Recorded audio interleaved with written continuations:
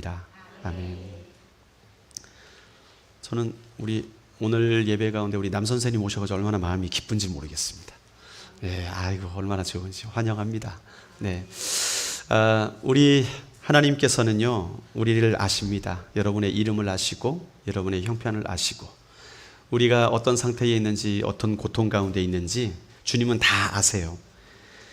여러분 오늘 본문에 읽은 말씀을 보면 참 고통스러워하는 다윗의 모습을 볼 수가 있어요. 시간이 흘러서 우리가 이 이야기를 알잖아요. 다윗이 범죄하여서 밧세바와 잠자리를 같이 했고 아이가 생기니까 그 아이가 난 죄를 감추기 위해서 우리아를 결국 죽여버리게 되는 그런 상황이 앞에 있었잖아요.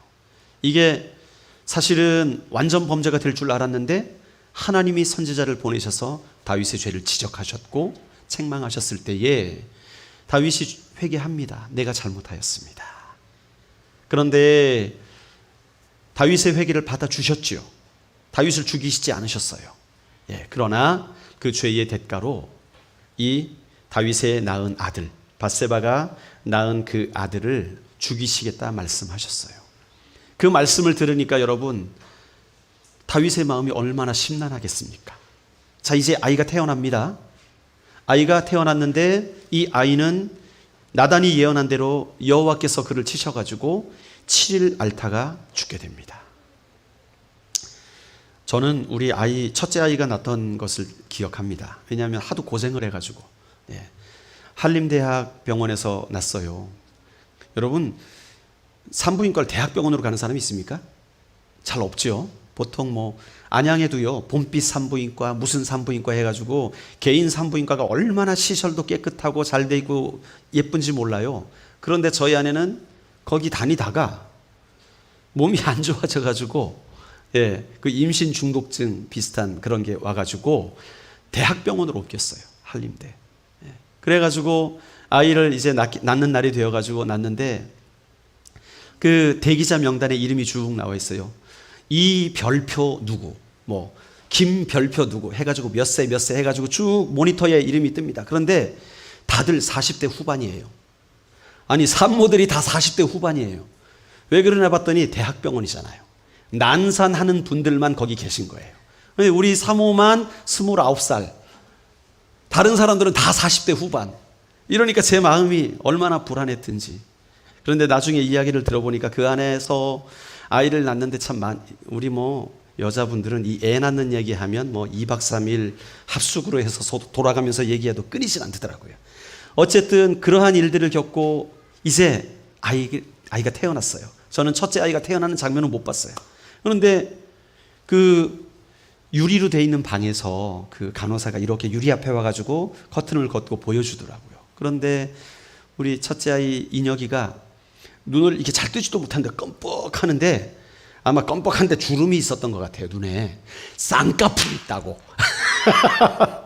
애가 쌍꺼풀이 있다고. 세상에 이렇게 이쁘다고. 그러면서 얼마나 그 아이의 첫 모습을 제가 잊지 못해요. 그 조그마한 아이 정말 머리가 주먹만한 그 조그마한 아이의 그 장면을 잊지를 못해요. 여러분 다윗이 밧세바가 아이를 낳게 되었을 때에 그 작은 아이 그 고생을 해가지고 얼마나 고생했어요. 이 아이 죄를 숨기려고 그 아이의 진짜 뭡니까 밧세바의 남편까지 죽어가면서 그 얻은 아이인데 그 아이를 하나님께서 데려가십니다. 심히 앓다가 아마 이 아이가 앓기 시작할 때 다윗이 모든 일을 멈추고 땅에 엎드려 버립니다. 금식을 시작합니다. 주님께 매달리는 거예요. 아침 저녁으로 밤낮으로 쉬지 않고 바닥에 엎드려가지고 맨 땅에 엎드려가지고 하나님 제발 이 아이를 살려주세요. 이 아비의 심정이 이해가 됩니다. 충분히 이해가 됩니다. 뭐 다윗에게 아들이 없어서가 아니라 아마 그가 이렇게 기도하지 않았을까요? 하나님, 죄는 제가 지었습니다. 제가 우리아를 죽였습니다. 제가 간음을 했습니다. 그러니까 차라리 저를 데려가 주십시오. 이 아이가 무슨 죄가 있습니까? 왜 아이를 치십니까? 차라리 저를 데려가 주십시오. 이게 아마 다윗의 기도의 내용이었을 것입니다. 사실 여기서 이야기하기 참 어려운 부분이 있어요. 우리가 성경을 읽다 보면 우리의 이성과 우리의 상식으로 잘 이해가 되지 않는 부분들이 나옵니다. 오늘 부분도 마찬가지예요. 다윗의 범죄에 의해 아이가 죽어야 된다? 여러분, 이것이 합리적입니까? 정상적입니까? 아니에요. 아이가 왜 죽어야 하는가? 부모의 죄 때문에. 이 질문이 참 우리를 당혹스럽게 만들어요. 그런데 성경은 거기에 대한 답을 우리에게 제공해 주진 않습니다. 이거는 우리가 주님 앞에 가서 물어봐야 돼요. 어쨌든 풀리지 않는 궁금증이긴 합니다. 그럼에도 불구하고 어쨌든 다윗의 죄로 인하여서 이 아이가 죽었어요. 태어난 지 일주일 만에 아이가 죽었어요. 아이가 태어난 지 7일째에 죽었다 그랬거든요. 이게 참 상징하는 의미가 있어요. 왜냐하면 유대인들은요, 율법에 낳은 지 8일째 되는 날 할례를 주고 그 할례를 받게 될 때에 유대인 공동체의 일원이 됩니다. 그러니까 8일 전에는 유대 공동체의 일원이 아닌 거예요. 그리고 8일째가 되어야, 할례를 받아야 그에게 이름을 주어집니다. 이름이 주어집니다. 오늘 성경에 보면 이 아이의 이름이 등장하지 않아요. 그냥 아이가 심히 앓다가 죽었다. 아마도 이 아이는 할례도 받지 못하고 이름도 주어지지 않은 채 죽었던 것 같습니다. 여러분, 주변 사람들, 신하들이겠죠. 노인들이 다윗 왕이시여, 제발 좀 왕이 온전하셔야지 우리 나라가 평안할 거 아닙니까? 아이가 아프다고 해서 왜 다윗 왕이 그렇게 금식 식음전폐를 합니까? 제발 좀 이 식사 좀 하시고 힘을 내십시오. 그러다 보면 하나님이 고치지 않겠습니까? 뭐 이렇게 설득을 했었는데 아이가 돌아가니까, 아이가 죽으니까 할 말이 없는 거예요. 혹시 왕이시여, 이 아이가 죽었습니다. 다윗에게 얘기하면 쇼크 받아 죽을까 봐, 혹시 다윗 왕이 어떻게라도 될까 봐 신하들이 아이가 죽었다고 얘기를 못하고 수근수근합니다. 근데 다윗이 눈치가 빨랐지요. 그 모습을 보고, 아하, 아이가 죽었구나. 여봐라, 아이가 죽었느냐? 예, 죽었습니다. 그러니까 여러분, 다윗이 반응을 하는데, 여러분, 다윗의 위대한 점, 그들과 다른 점이 바로 여기에 있습니다. 자, 사람들이 우려했던 것과는 달리, 여러분, 이 드라마에서 아이가 죽으면 어떡합니까? 보통 엄마들, 아빠들이 난리 나잖아요. 죽기 전까지는 꼭 살아야 돼, 힘내, 막 그러다가 죽고 나면 막 하고 막 난리가 나는 게 우리 상식 아닙니까? 그런데 다윗은 어떻게 해요? 오늘 본문에 보니까 그 자리에서 일어납니다. 지금 일주일 동안 엎드려 있었거든요, 땅바닥에. 그런데 아이가 죽었다는 소리를 듣고 그 자리에서 일어납니다. 그 다음에 뭐 해요? 깨끗이 목욕 재개를 합니다. 씻습니다. 그 다음에 뭐 해요? 여호와의 집에 들어가서 하나님께 예배를 드려요. 예배를 드린 다음에 다시 집으로 돌아와서 어떻게 합니까? 여봐라, 맛있는 음식 차려와라. 그래가지고 식사를 합니다. 이 모습을 바라보는 신하들이, 야, 이거 큰일 났다, 미쳤다, 이렇게 생각을 하는 거예요. 아니, 도대체 왕이 이게 정상이 아니다, 이게 어찌된 일입니까? 너무 희한하니까 이 사람들이 다윗에게 질문을 하잖아요. 아니, 왕이시여, 아이가 아플 때 그렇게 식음을 전폐하고 엎드려가지고 고통스러워 하시더니 급기야 아이가 죽으니까, 아니 이게 어떻게 된 일입니까 도대체? 마치 잘 죽었다 하는 것처럼 완전히 그것을 다 잊어버리고 왕의 자리로 돌아오시니까 우리가 도저히 이해할 수가 없습니다. 그러니까 다윗이 대답을 하지요. 그 대답을 하는데 논리적이고 합리적인 대답을 합니다. 일단 물이 엎질러지기 전에는 그 물이 안 엎질러지게 하려고 최선을 다하지만 물이 엎질러지면 포기해야 된다는 거예요. 이런 논리죠, 논리적으로. 그런데 여러분, 사람의 감정이 그렇습니까? 여러분, 어느 집에 초상이 났어요. 아이고, 어르신이 돌아가셨군요. 어르신 어떻게 돌아가십니까? 그러니까 자손이 말하지요. 예, 건강하게 오래오래 사시다가 90이 넘으셔서 별로 아프시지도 않고 돌아가셨어요. 그러니까 그때 어떻게 대답해야 됩니까? 아유, 참 잘 돌아가셨습니다. 아이고, 너무나 감사하네요. 그러면 됩니까? 그러다 땅에 맞습니다. 큰일 납니다. 그게 아니죠. 어쨌든 죽음은 슬픈 것이고 죽음은 이별을 고하기 때문에 그 아픔을 누가 위로할 수가 없는 것이죠. 사람들의 이게 상식적인 반응이지요. 그것을 아파하고 호상이라 하지만 아파하는데, 지금 다윗은 일곱 살도 아니고 7일밖에 된 아들이 죽은 거예요. 얼마나 그 가슴이 메어진 상황입니까? 그런데 다윗은 말합니다. 죽은 자를 내가 다시 살릴 수 있느냐? 그럴 수 없다. 내가 이제 죽으면 그에게 가겠지만 내가 그의 죽음을 다시 되돌릴 수 없기 때문에 내가 이제 하나님께 기도하는 것 내려놓고 나의 일상으로 도약하는 것이 맞다. 이런 대답을 지금 하고 있는 거예요. 여러분, 이런 다윗의 모습을 보고 아마도 욕하는 사람들도 있을 거예요. 그렇지 않겠어요? 자식을 사랑하는 엄마들은 욕하겠죠. 세상에, 다윗은 냉철한 사람이야. 감정도 없는 사람이야. 아들이 죽었는데 어떻게 그럴 수가 있어. 아마 밧세바의 가족이 있었다면 다 욕을 했을 겁니다.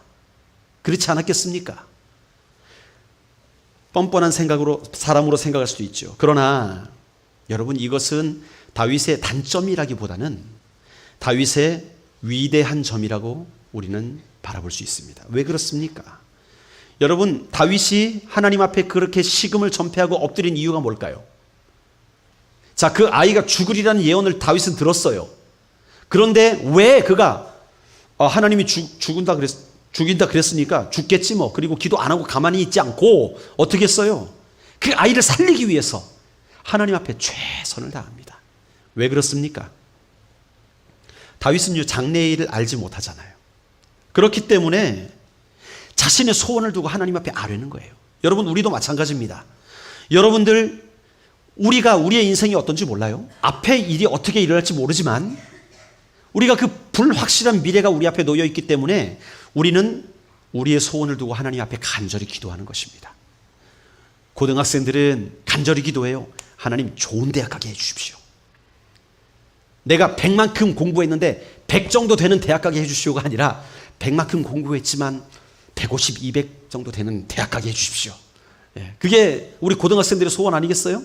창업을 하시는 젊은이들, 하나님, 제가 창업을 합니다. 지금 1,000만 원을 투자했지만 1억, 2억 매출을 올리는 그런 기업이 되게 해주십시오. 기도하지 않겠어요? 여러분, 그것이 당연합니다. 다윗도 지금 이 아들이 아프지만 미래를 몰라요. 하나님이 죽이신다고 하셨지만 어떻게 될지 몰라. 그렇기 때문에 간절히 소원을 두고 기도하는 것이죠. 자, 그런데 다윗의 위대한 점은 바로 이것입니다. 그는 언제까지 매달려야 하고 언제 포기해야 할지를 알았던 사람이었어요. 언제까지 매달려야 하고 언제 포기해야 되는지를 아는 사람. 20절을 우리 한번 읽어볼까요? 20절 말씀 같이 읽겠습니다. 시작. 다윗이 땅에서 일어나 몸을 씻고 기름을 바르고 의복을 갈아입고 여호와의 전에 들어가서 경배하고 왕궁으로 돌아와 명령하여 음식을 그 앞에 차리게 하고 먹은지라. 아멘. 여러분, 우리는 항상 과거를 기억하며 살아야 합니다. 그러나 그 과거에 얽매여 사는 것은 옳지 않습니다. 아픈 과거, 그 사건이 발생했다면 이제 우리는 빨리 정신을 차리고 과거를 훌훌 털어버리고 자신을 정비하는 것이 지혜로운 일입니다. 그런데 많은 사람들이요, 그 아픈 과거에 매여가지고 그거를 얽매여가지고 지금의 현실을 부정하면서 미래를 비관적으로 만드는 사람이 얼마나 많은지 몰라요. 여러분, 사실 요즘 우리의 주변에 들리는 소식들, 또 여러분의 가정들 혹은 이웃들에서 들리는 소식들이 이렇게 유쾌하고 행복한 소식들보다는 어렵다, 힘들다, 안 된다, 망했다, 도망갔다. 뭐 이런 소식들이 너무나 많이 들려요. 참 비관적이지 않아요? 참 슬픈 일 아닙니까? 만약에 여러분이 기업을 일구다가 돈의 순환이 잘 안 됐어요. 부도가 나버렸어요. 망했습니다. 자, 그러면 어떻게 할까요? 부도난 사람들의 특징은요, 부도나기 직전까지 윗집, 아랫집, 친구집, 돈 다 끌어다가 부도 한번 막아보려고 다 이렇게 합니다. 그러다가 어떻게 됩니까? 그것까지 다 날려버려요. 그러면 어떻게 됩니까? 그 돈 꾼 사람들에게 원수가 됩니다. 내가 언제 정리해야 될지 타이밍을 놓친 거예요. 그렇죠? 어떻게 하면 되겠지? 과거를 붙잡고 있다가 결국에는 타이밍을 놓치고 더 큰 문제만 남기고 힘들어하는 것. 그것이 우리 주변에 많이 보는 일상입니다.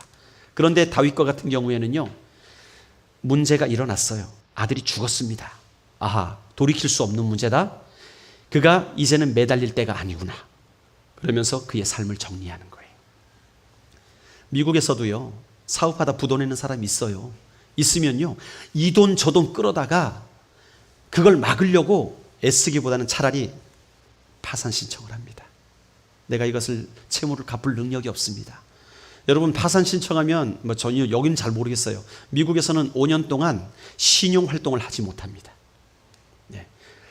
집도 빼앗기고 차는 안 뺏깁니다.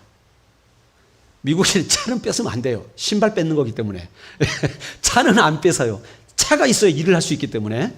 근데 집도 빼앗기고 차도 빼앗기고 모든 신용거래, 카드거래 안 됩니다. 그렇지만 내가 이 차를 가지고 그날 벌어서 그날 먹고 살 수 있을 만큼 여유를 줍니다. 파산 신청하면 그래요. 그렇게 1년, 2년, 3년, 4년, 5년만 버티면 그때부터 신용활동을 시작할 수가 있게 돼요. 아주 낮은 크레딧 점수부터 이제 시작합니다. 저도 미국에 처음 가니까요, 이 신용카드를 안 만들어줘요. 그래서 체크카드를 만들어주는데 얼마까지 쓸 수 있는 거냐? 50만 원. 50만 원까지 쓸 수 있는 카드를 줘요. 여러분, 미국의 그 당시 기본 집값이 100만 원 넘습니다. 그런데 50만 원짜리 이거는 쓸 수 있는 카드가 아닌 거예요. 그러나 그래도 그거 유지하면서 성실하게 신용활동하다 보면 크레딧이 쌓여지고 정상적인 궤도로 오르게 되면 이제 불편함 없이 살아갈 수 있게 되는 것이죠. 그런데 그 타이밍을 놓치게 되면 어렵다는 것이죠. 여러분, 오늘 우리는요, 과거를 정리할 줄을 알아야 돼요. 과거에 불편한 일이 있었다, 문제가 있었다, 어려운 일이 있었다. 그러면요, 그것을 정리정돈할 줄 알아야 됩니다. 과거를 잊으란 얘기가 아니에요. 과거의 아픔, 문제, 어떤 실패, 그것은 우리가 정리해야 될 대상이지 뭐 잊지 말라는 얘기는 아닙니다. 알아야지요. 어떻게 정리하느냐? 그것을 붙들고 내가 비관하고 낙심하지 말라는 거예요. 그 상태에서 이젠 새 출발을 시작하라는 거예요. 할렐루야. 혹시 지금 기업이 어려우신 분이 있거나 아니면 지금 우리 학생들 가운데 나는 폭망했다, 점수가 꽝이다, 이렇게 생각하는 친구가 있습니까? 그러면 과거는 과거고 지금부터 시작하는 거예요. 과거는 정리하고 오늘부터 시작하는 거예요. 할렐루야. 갑자기 얼굴이 환해지는 친구가 있습니다. 오늘부터 시작하는 거예요. 오늘부터. 네. 어제는 잊어버리고 오늘부터 출발하면 되는 거예요. 그러면 시간은 걸릴 수 있지만 여러분, 새로운 인생이 시작되는 것이죠. 저번에 제가 기도 제목을 드렸던 목사님 계시죠? 문혁 목사님. 아내가 폐암에 걸려서 투병을 하다가 한 3주, 제가 미국에서 복귀하기 한 주 전에 아내가 돌아가셨습니다. 사모님이 돌아가셨어요. 그래서 이제 두 자녀와 목사님만 남았죠. 페이스북에 사진이 하나 올라왔습니다. 그분은 참 이 미디어를 잘 활용하세요. SNS를. 대용량 휴지가 아니라 뭐죠? 대용량 종량제 봉투를 사진을 찍어가지고 올리셨더라고요. 그래서 이 웬 사진이냐 읽어봤더니 이제 정리를 한다. 이사를 가려 한다. 왜냐하면 이 집에 들어오니 아내의 모습이 너무나 환하다. 보는 곳마다 아내의 자체가 느껴진다는 거예요. 그래서 빨리 이사를 해야겠다 마음을 먹고 아이들과 함께 집안에 버릴 것들을 다 버리려고 종량제 봉투를 사진을 찍어가지고 올린 거예요. 목사님의 결단입니다. 수십 년간 함께했던 아내가 하나님 품으로 갔습니다. 그러면 우리는 상식적으로 생각하잖아요. 그 아내가 간 슬픔이 얼마나 커요. 그러니까 우리 유교적인 마인드는 기본적으로 한 3년은, 그죠?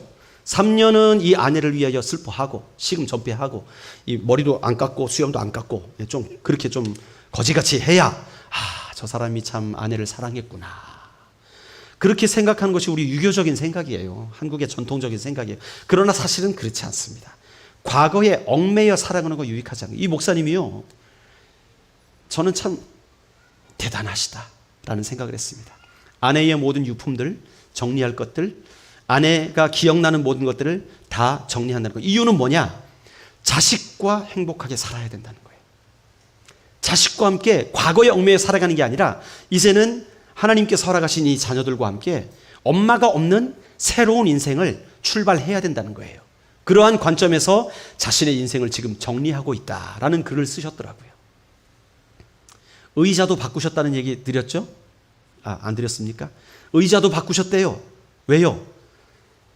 아내 생각을 하지 않기 위해서 내가 연구에 몰두해야겠다. 연구에 몰두하기 위해서는 의자가 좋아야 한다더라.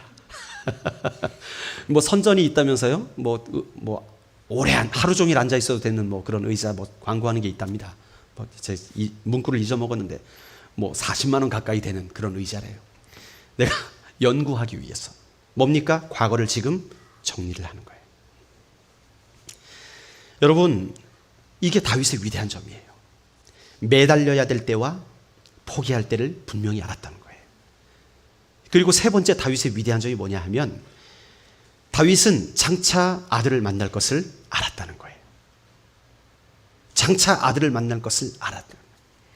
여러분, 구약에 보면요, 구약에서는 이 천국관이 약간 희미합니다. 천국과 지옥에 대해서 그렇게 명확하게 그려지지 않아요. 계시록에는 아주 분명하게 그려지죠. 그러나 구약 시대만 해도 그게 분명하지 않은데 이미 다윗은요, 내가 죽으면 그 아들이 먼저 간 천국에 나도 가게 될 것이다. 그래서 그 천국에서 아들과 함께 할 것이다 라는 사실을 분명히 알고 있었던 거예요. 그렇기 때문에 이 7일 만에 죽은 아들, 내가 그를 다시 살릴 수는 없지만 내가 장차 그에게는 갈 수 있다 라는 믿음이 다윗에게 있었던 것이지요. 여러분, 우리 그리스도인들에게 가장 큰 힘 중에 하나가 뭔지 아십니까? 천국 소망입니다. 천국 소망.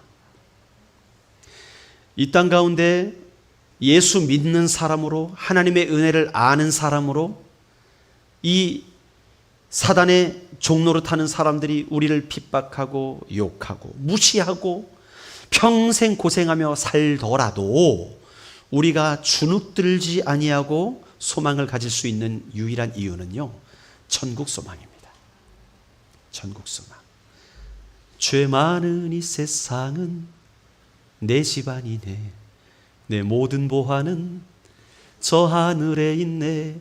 저 천국 문을 열고 나를 부르네. 나는 이 세상에 정들 수 없도다. 이 세상에 정붙이고 살면요, 이 세상을 떠나는 게 얼마나 아까운지. 그래서 주님 믿지 않고 죽음 앞에 이르는 사람들이요, 나 죽지 않게 해달라고, 나 좀 살려달라고, 제발 나 좀 내 생명 좀 연장시켜달라고 그렇게 애걸복걸을 합니다. 그 죽음의 모습이 아름답질 않아요. 나 더 살고 싶다고 몸부림치다가 죽게 돼요. 그러나 우리 주님을, 예수 그리스도를 나의 구주로 영접한 사람들은요, 죽게 될 때에 얘들아, 내가 먼저 간다. 내가 안타까운 것은 너희와 이 땅에서 함께 더 오래 못 사는 건 안타깝지만 이제 내가 천국에 먼저 가고 그 영화로운 곳에서 내가 먼저 쉬게 되니까 얼마나 행복한지 모른다. 우리 그때 만나자. 그러면서 그 죽음 앞에서 얼마나 여유롭고 또 감사하는 마음으로 주님 앞에 가는지 몰라요. 여러분, 특별히 목사님들은 임종 예배를 많이 드리기 때문에 그러한 모습들을 많이 봅니다. 믿는 사람과 믿지 않는 사람과의 차이가 너무나 커요. 그런 걸 보면 천국은 분명히 있습니다. 천국은 분명히 있습니다. 자, 이제 시선을 약간 돌려봅시다. 다윗은 그렇다 치고 밧세바는 어땠을까요? 밧세바의 마음은 어땠겠습니까? 여러분이 밧세바라면, 자, 그동안 밧세바가 남편의 죽음에 대해서 얼마나 알고 있었을까요? 다윗이 많은 정보를 제공했을까요? 자세하게? 말은 안 했겠지요. 그러나 밧세바의 여종들을 통해서 이런 소문 저런 소문 듣지 않았을까요? 여러분, 성경에서는 이런 점에 대해서 전혀 기록되어 있지 않지만 일이 이렇게 진행됐으니까 아마 밧세바도 어느 정도 사건의 전모를 알았을 거예요. 이 아이를 낳을 때쯤 거의 뭐 한 10개월, 그죠? 10개월에서 뭐 5개월 사이, 그렇게 시간이 지난 이후에는 야, 이거 다윗이 뭔가 꿍꿍이가 있었구나 하는 것을 알게 되었을 거예요. 죄를 은폐하려고 자신의 남편을 죽였다는 것, 만약에 알았다면 그것이 자기 마음을 괴롭게 했을 것입니다. 다윗 때문에 남편이 죽었구나. 그렇다면 이 아이가 죽은 것도 다윗 때문이구나. 엄마가 자식이 죽게 되었을 때에 이게 남편 탓이다, 다윗 탓이다 라는 것을 알게 되었을 때 얼마나 미웠을까. 그렇죠? 그리고 자신은 또 얼마나 견딜 수 없었을까. 그녀의 슬픔이 상상이 갑니까? 그녀의 고통이 상상이 갑니까? 여러분, 또 내가 다윗만 만나지 않았더라면, 그날 밤 다윗에게 가는 것만 거절했더라면 이런 일은 없었을 텐데, 아마 이 아이의 죽은 그 죄가 자신의 죄 때문이라고 생각했을지도 몰라요. 나 때문이다. 나 때문에 이 아이가 죽었다. 여러분, 참 고통스러웠을 것입니다. 그런데 감사한 것은 뭔지 아십니까? 세월이 이 아픔과 고통을 치료하는 약이라는 거예요. 세월이 지나 밧세바는 다른 아이를 낳습니다. 그리고 그 아이 이름을 솔로몬이라고 짓습니다. 그렇죠? 그때까지 밧세바는요, 그 이전까지만 해도 햇사람 우리아의 아내로 불렸습니다. 그런데 이번에는 그녀가 처음으로 다윗의 아내로 불려져요. 24절에요. 그렇죠? 다윗이 그의 아내 밧세바를 위로하고, 햇사람 우리아의 아내가 아니라 다윗의 아내로 불려지죠. 자, 새로 태어난 아이의 이름은 솔로몬. 이 솔로몬은요, 샬롬 이겁니다. 평안이라는 의미예요. 평안이라는 의미. 예. 아마도 그동안 파란만장했던 그녀의 삶을 뒤돌아보면서, 하나님, 내 인생이 왜 이렇습니까? 기도하는 그 기도에 하나님이 응답하셔서 그녀에게 평안을 주셨던 것 같아요. 그래서 샬롬, 솔로몬이라는 이름을 그 아이에게 줍니다. 그녀의 신앙 고백이었겠죠. 그리고 하나님도 그 아이를 사랑하셨어요. 그래서 선지자 나단을 보내서 그의 별명을 지어주는데 여디디야다. 여디디야는 여호와가 사랑하는 자다라는 의미입니다. 하나님은 이미 다윗에게서 태어날 그 솔로몬에 대해서 하나님이 아들같이 여기는 자가 태어날 것이다 라는 예언을 주셨거든요.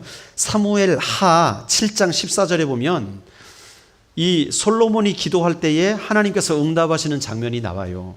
다윗이 기도할 때에 응답하시는 장면이 나와요. 어떤 장면이냐, 여러분 기억하십니까? 다윗이 제가 성전을 짓겠습니다 할 때 너 아니다 하는 장면이 있지요. 거기 나오는 장면이에요. 나는 그에게 아버지가 되고 그는 내게 아들이 되리니, 이렇게 말씀하고 있어요. 이게 바로 솔로몬을 말하는 거예요. 하나님이 솔로몬에게 아버지가 되고 솔로몬은 하나님에게 아들이 된다. 그러니까 이 솔로몬은 하나님의 아들이다라는 예언을 다윗에게 주셨던 거예요. 그러니까 솔로몬은 이 예언의 1차적인 성취입니다. 하나님의 예언이 이루어진 사건이에요. 다윗이 가장 괴로워하고 밧세바가 가장 슬퍼하는 이 순간에 이 약속의 아이가 태어난다는 것은 여러분, 우리가 우리의 삶 가운데 우리의 죄에 대해서 회개하고 통회하고 자복하게 될 때에 하나님께서는 그 회개를 통해 하나님의 약속을 이루실 것이다 라는 확신을 우리에게 주신 것이에요. 할렐루야. 여러분, 가장 절망적인 순간, 가장 아픔의 순간에 우리가 하나님께 기도한다는 것이 얼마나 큰 축복인지 모릅니다. 왜냐하면 그 회개의 기도, 그 절망 속에서의 기도, 고난 가운데서의 기도가 하나님의 약속을 실현하는 통로가 된다는 거예요. 하나님의 위대하신 예언을 이루는 통로가 된다는 거예요. 이 땅을 살아가는 모든 사람들에게 여러분, 고통의 문제는 남의 문제가 아니죠. 내 인생 가운데 우린 고통이 없어라고 고백할 사람이 있습니까? 5살짜리에게 한번 물어보십시오. 그도 고통이 있어요. 1살, 말 못하는 1살짜리도 고통이 있습니다. 그러니까 맨날 울죠. 응애. 고통 때문에 그런 거예요. 배고픈 고통, 기저귀 불편한 고통, 고통이 있는 거예요. 그 고통이 무엇을 통해 찾아왔던 간에 고통 앞에서 우리는 엄숙해지고 마음이 가난해질 수밖에 없어요. 저 사람의 고통은 작고 나의 고통은 크다? 아니에요. 그 고통을 우리는 서로 비교할 수 없습니다. 군대에서 남자들이 얘기해요. 자기가 제일 힘든 데 나왔대요. 자기가 군대 생활했던 게 제일 힘들었대요. 보면은 뭐 취사병이고 의무병이고 그런 사람들도 그 얘기를 하더라고요. 제가 볼 땐 편한데. 저는 군종병이었습니다. 그러니까 사람들 땡보직이다 그러잖아요. 아니에요. 여러분, 군종병 돼보십시오. 땡보직 아닙니다. 저는 잠을 2시간밖에 못 잤어요. 차 돌리기, 남들 점호하고 자잖아요. 그러면 저는 차 돌리기 하러 가는 거예요. 온차 돌리기. 그러면 그 추운 겨울에도 그 커피 한 100잔을 끓여가지고 보온병에 나눠가지고 메고 들고 다니면서 차 한 잔 드시고, 깨어서 보초 잘 서십시오. 그리고 제가 기도해드리겠습니다. 기도해드리고 그 일을 맨날 해요. 그러니까 남들보다 잠을 못 자요. 새벽 2시쯤 들어옵니다. 2시쯤 들어오면 이렇게 잘라 그러면 다시 고참이 깨워. 야, 불침번서. 그러면 2시간 동안 불침번서 하는 거예요. 새벽 4시입니다. 잘라 그러면 또 깨웁니다. 야, 새벽 예배 가라. 5시에 일어나는 거예요. 와, 여러분, 그 생활을 제가 2년 반을 했거든요. 차라리 매 맞고 자는 게 나아요. 매 맞고 자는 게, 잠을 못 자는 거예요. 잠을. 그러다가 낮에 사무실에서 일하다 졸면 좋은다고 뭐라 그러지. 여러분, 군대는요, 자기가 있었던 데가 제일 힘든 데예요. 고통도 마찬가지입니다. 내가 겪고 있는 고통이 가장 큰 고통이에요. 다른 사람의 고통이 적다 크다 얘기할 게 안 되는 거예요. 여러분, 고통의 의미를 우리가 조금이라도 알 수 있다면 그 고통의 무게는 가벼워질 수 있습니다. 고통의 시간이 지나갈 때 우리에게 필요한 게 뭐냐? 언제 매달려야 하고 언제 포기할 줄을 알아야 되는 거예요.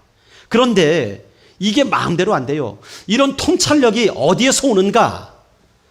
성경은 말합니다. 전도서 12장 1절과 2절에서 말을 해요. 한번 띄워주실까요? 전도서 12장 1절과 2절. 여기 보면 전도자가 누굽니까? 솔로몬이거든요. 하나님의 지혜를 얻은 사람. 고통의 때에 대해서 말합니다. 같이 한번 읽어보겠습니다. 시작. 너는 청년의 때에 너의 창조주를 기억하라. 곧 곤고한 날이 이르기 전에 나는 아무 낙이 없다고 할 해들이 가깝기 전에, 해와 빛과 달과 별들이 어둡기 전에, 비 뒤에 구름이 다시 일어나기 전에 그리하라. 자, 이 말씀을 잘 보십시오. 우리가 깨달아야 된다는 거예요. 뭘 깨달으라? 나의 하나님이 창조주 하나님이시다. 나의 하나님은 누구시다? 그래요. 나의 하나님은 창조주 하나님이시다. 여러분, 나의 하나님이 창조주 하나님이시다라는 고백은요, 정말 위대한 고백이거든요. 창조주라는데 모든 게 다 있는 거예요. He is unlimited. 그분은 제한이 없으세요. He is almighty. 그분은 무한하신 하나님이신 거예요. 전능하신 하나님이신 거예요. 그 하나님이 누구 하나님이시다? 나의 하나님이시다. 그렇다면 그 하나님이 나의 고통보다 크십니까? 작습니까? 나의 문제보다 크십니까? 작습니까? 그분은 나의 모든 고통과 나의 모든 문제를 능히 해결하실 수 있는 분이시다. 이게 바로 창조주 하나님이라는 고백이에요. 자, 창조주 하나님이라고 고백하라. 너의 창조주를 기억하라. 기억하는 게 중요하다는 거예요. 언제 기억해야 되느냐? 그때가 중요해요. 언제? 곧 곤고한 날이 이르기 전, 또 나는 아무 낙이 없다고 할 그때, 또 해와 빛과 달과 별들이 나의 모든 환경들이 어두운 그때, 또 비 뒤에, 비가 오는 것은 좀 우울한 거잖아요. 그런데 비 뒤에 다시 구름이 일어나기 전, 고난 뒤에 더 큰 고난이 다가오기 바로 그 전에 우리가 갖추어야 될 게 뭐라고요? 창조주 하나님을 기억하는 것. 이게 바로 다윗이었다는 거예요. 다윗은요, 그의 고난의 때, 그 고난이 있기 이전부터 그는 창조주 하나님을 알았습니다. 그게 바로 다윗이었어요. 우리가 여전히 이 고난 상황 속에서도 우리는 하나님의 은혜 안에 살고 있다라는 이 믿음만 있다면 여러분, 우리는 그 고난을 넘어갈 수가 있는 거예요. 그 고난을 정리할 수가 있는 거예요. 바로 이것입니다. 나는 지금 그 창조주 하나님의 은혜 속에 살고 있다라는 고백이 우리에게 있어야 한다는 거예요. 우리가 여전히 하나님의 은혜 속에 있다는 사실을 잊지 않는다면 지금 우리의 고통의 시간은요, 기도로 인내하여 주님께 더 가까이 나갈 수 있는 기회의 시간으로 바뀌어집니다. 여러분, 하나님의 은혜 안에 있다면 지금 우리의 고난은 둘로 갈라져요. 둘 중에 하나입니다. 우리가 하나님의 은혜 안에 있다면 하나님, 우리를 이 고통에서 건져주세요 하고 기도하게 될 때 하나님께서 그것을 능히 건져줄 줄로 믿습니다. 만약에 하나님, 이 고통을 우리에게서 건져주세요 라고 하는데도 그게 하나님의 뜻이 아니면 어떻게 됩니까? 하나님은 그 고통을 내가 능히 품고 살아갈 수 있는 능력을 주십니다. 다하라 요네코라는 여성이 있어요. 다하라 요네코. 일본 분이십니다. 뭐 이름이 그러네요. 그죠? 예, 다하라 요네코. 이 여인은요, 고등학교 시절에 병으로 어머니를 잃게 되었어요. 어머님의 과잉 보호를 받고 자란 여인이었기 때문에 그게 너무나 고통스러웠고 시리에 빠져가지고 인생을 포기하려고 철도에 뛰어들었습니다. 열차가 지나가는데. 그런데 그 결과 두 다리가 잘리고 왼팔이 완전히 잘려나가고 오른팔은 남았는데 그 오른팔에서 또 손가락 두 개가 또 사라지게 됐어요. 남은 게 뭐예요? 오른팔과 세 손가락밖에 없었어요. 사지 중에서. 너무나 절망적인 모습으로 살아남은 겁니다. 죽음마저 자기 뜻대로 안 되다 보니까 그 인생이 어땠겠습니까? 극도의 절망감. 정말 그 절망 속에서 허우적거리는 나날이 계속됐습니다. 그러던 어느 날 목사를 지망하는 한 신학생이 병원 선교를 와서 그 여인을 만나게 된 거예요. 그리고 이 청년은 여러 번에 걸쳐서 그 요네코에게 간절한 마음으로 복음을 전합니다. 자매님, 포기하지 마세요. 하나님이 당신을 그래도 사랑하십니다. 지금 이 절망적인 상황 속에서도 하나님은 자매님을 아시고 자매님을 사랑하세요. 자매님을 향한 계획이 있으세요. 그런데 놀랍게도 요네코가 그 병상에서 그 복음을 듣고 구원을 받았어요. 예수님을 영접했습니다. 그리고 얼마 지나지 않아서 결혼을 하게 됩니다. 누구랑 결혼했게요? 그 목사 지망생이랑 결혼을 하게 돼요. 목사님의 사모님이 되셨습니다. 청혼을 받게 됐을 때 요네코가 사실 망설였습니다. 아니, 내 처지가 이런 걸 당신이 제일 잘 아는데 왜 나랑 결혼하라고 합니까? 나는 당신에게 해줄 게 아무것도 없어요. 다리도 없고 팔도 없고 손가락 3개밖에 없습니다. 망설였습니다. 그래서 청년이 제안을 해요. 우리 함께 기도해 봅시다 라고 하는데, 얼마 동안 기도하고 다시 만났을 때 서로 하나님께서 응답해 주신 게 뭔가 나누게 되는데, 마태복음 18장 19절의 말씀을 둘 다 받았던 거예요. 너희 중에 두 사람이 땅에서 합심하여 무엇을 구하면 하늘에 계신 내 아버지께서 그들을 위하여 이루게 하시리라. 이 말씀을 둘 다 받은 거예요. 아, 하나님께서 우리 둘이 합하라는 얘기구나. 그것을 응답으로 받고 두 사람이 드디어 결혼을 하게 됩니다. 그러니까 이 유명해졌어요. 이들의 결혼. 육신의 장애가 없는 사람들보다 이들이요, 두 자녀를 놓고 더 행복하게 삽니다. 예. 그래서 교회를 개척하고요, 세계 여러 곳에 돌아다니면서 자신의 삶을 간증하면서 하나님의 말씀이 필요한 그곳에 간증을 하니까 얼마나 복음이 잘 먹혀요. 여러분 생각을 해보세요. 여기 이 자리에 서가, 그분은 이렇게 단 위에 얹어놓겠죠. 다리가 없으니까. 그래가지고 손가락 세 개로 딱 버티면서, 여러분, 하나님이 당신을 사랑하십니다.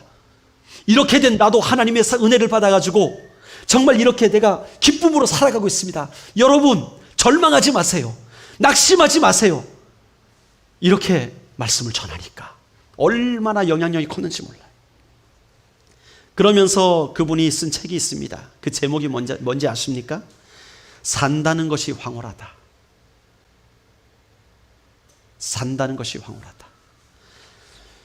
여러분, 황홀한 인생을 살고 계십니까? 여러분의 인생, 오늘을 살아가는 여러분, 행복한 인생 되고 계십니까? 만약에 여러분이 이 요네코 씨와 같은 상황에 처했다면 여러분 행복하시겠습니까? 행복은요, 우리의 처지와 환경에 의해 결정되는 게 아니더라고요.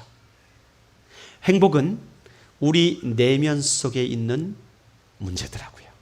우리가 우리 안에 창조주 하나님을 기억하고 내가 그 하나님의 은혜 안에 있다는 사실을 기억한다면 여러분, 우리가 처한 환경은 문제가 되지 않는 거예요. 할렐루야. 여러분, 다윗은 이제 아내 밧세바를 위로하고 솔로몬을 낳습니다. 그리고 하나님께서 그 아이를 통해서 이제 다윗의 왕권을 이어가게 하시죠. 그리고 나서 10장에서 시작된 암몬과의 전쟁을 기억하십니까? 그 암몬과의 전쟁 가운데 우리아도 죽었어요. 그렇죠? 그 전쟁이 아직 끝나지 않았었는데 이제 그 전쟁의 이 피날레가 이루어지죠. 암몬과의 전쟁이 끝나는 거예요. 자, 이 전쟁이 아마 9개월에서 2년 정도 걸렸을 텐데 그 사이에 사실 이 다윗은 그 전쟁에 충실하지 못했죠. 그러니까 간음해가지고 죄져가지고 지금 벌 받은 거 아닙니까? 다윗은 자신의 사역에 충실하지 못했지만 요압은 충실했습니다. 그래서 그 전쟁 마지막 도성을 정복하기 전에 전령을 보내서 다윗을 부르죠. 왕이시여, 이제 전쟁 다 끝났습니다. 당신이 마무리하십시오. 당신이 영웅이 되십시오. 그래가지고 다윗을 초청하는 거예요. 자, 이제 암몬 점령식에 와달라는 거죠. 자, 그동안 다윗은 어디 머물렀습니까? 전쟁터가 아니라 왕궁에 머물렀어요. 그러다 죄졌어요. 지금 이제 이 라빠성, 암몬의 마지막 성 라빠성은요, 예루살렘 성에서 65km가 떨어져 있습니다. 그 당시에는 상당히 먼 거리입니다. 다윗은 이 암몬의 수도 라빠로 가가지고 이제 그 성을 공격해서 취합니다.